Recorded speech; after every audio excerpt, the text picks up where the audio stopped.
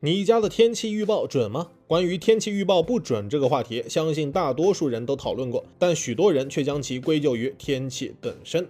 其实真正的原因主要跟人类有关。天气预报之所以不准，是因为云被拦截了。至于云是被谁拦截的，隔壁省绝对难辞其咎。为什么这么说呢？从网上的大量资讯来看，每个省的气象局为了争夺天空中的积雨云，日常争得不可开交。在这场云层拦截战中，尤其以两广之争最为激烈。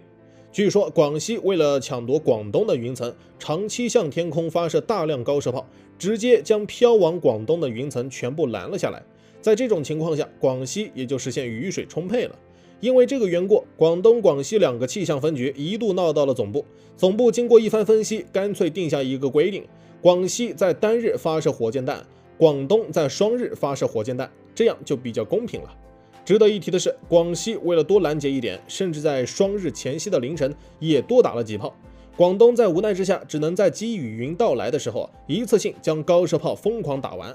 然而，广东清完了炮弹库存，福建却惨了。毕竟云层就这么点儿，拦截多次以后到福建基本上就没剩多少了。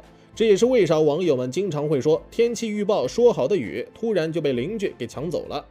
讲完了两广之争以后接下来咱们好好介绍一下中国气象局的军事实力究竟有多强。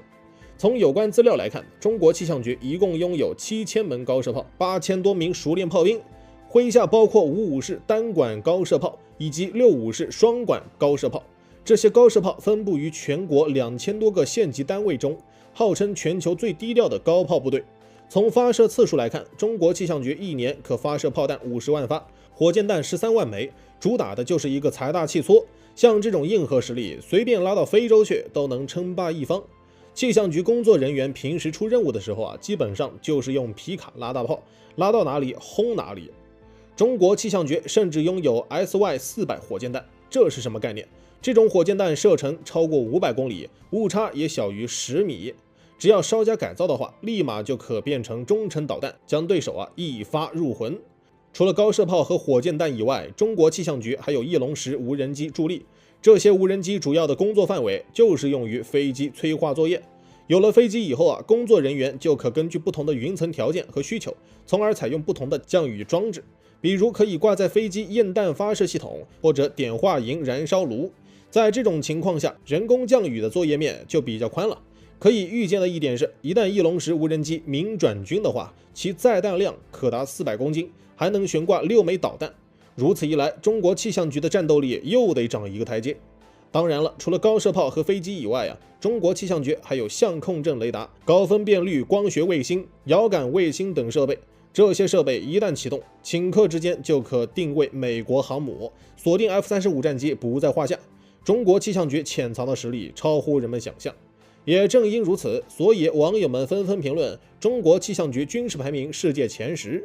怪不得以前军事农业是一个频道，原来是耕战频道。恐惧源于火力不足，龙王也怕大炮轰。不得不说，网友们还真是妙语连珠。说起大炮轰龙王，就不得不提张宗昌求雨义士了。1927年，山东大旱，此时奉系军阀张宗昌正在山东为官，百姓们哭着喊着让他去龙王庙求雨，但他却不信这一套。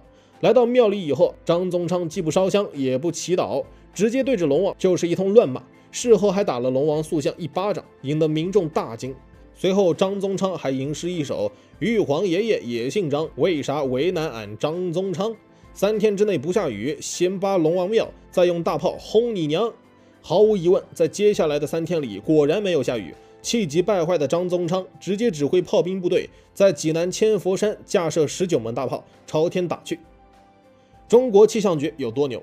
人工降雨的原理没那么简单，并不是大炮轰龙王就可以。关于人工降雨真正的原理，主要涉及到催化剂这个东西。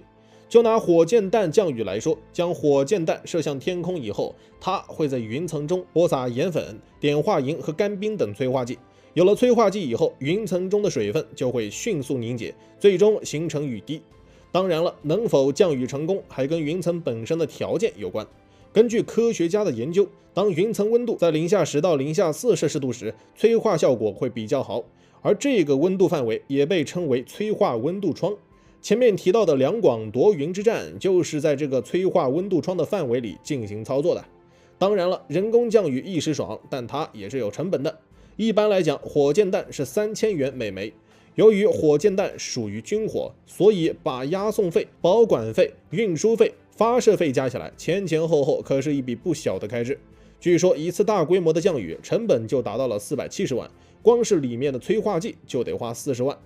当然了，虽然钱花了这么多，但取得的效果也很显著。